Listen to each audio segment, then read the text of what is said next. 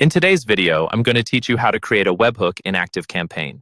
We'll walk through the full process together, step by step, so that by the end, you'll know exactly where to click, what each field means, and how to make sure your webhook is set up correctly and ready to use. First, go ahead and log into your ActiveCampaign account. Once you're on the main dashboard, look down to the bottom left corner of the screen. You'll see a small gear icon there, which represents your settings. Click that gear icon to open up the main settings area for your account. On the left-hand side, you'll now see a vertical menu with a variety of options. From this list, look for the option labeled Developer. This is where all the developer-focused tools live, including your API information and, of course, webhooks. Click on Developer to open that page. Inside the Developer section, you'll see a button called Manage Webhooks. This is the control center for creating, editing, and reviewing your webhooks.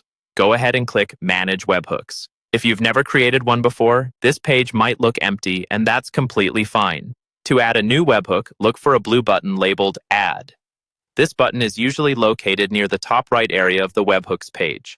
Click Add to start creating a brand new webhook configuration. You'll now see a form with several fields you need to complete. The first one is the name field. This won't affect how the webhook works, but it's very important for keeping things organized.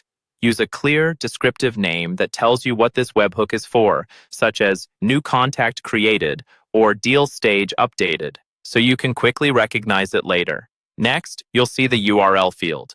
This is where you paste the destination URL, where ActiveCampaign should send the data whenever the webhook is triggered.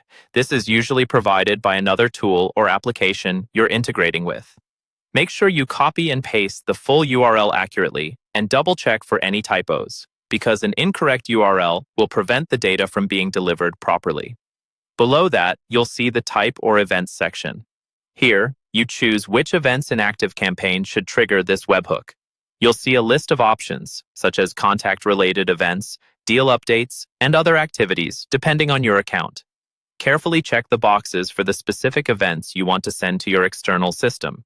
The more precise you are here, the cleaner and more relevant your webhook data will be. Once you've given your webhook a clear name, pasted in the correct destination URL, and selected the event types you need, you're ready to finalize everything. Look for the Save button at the bottom of the page and click Save. After saving, your new webhook will appear in the list on the Manage Webhooks page.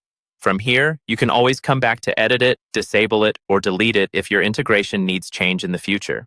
That's all there is to it. You've successfully created a webhook in ActiveCampaign.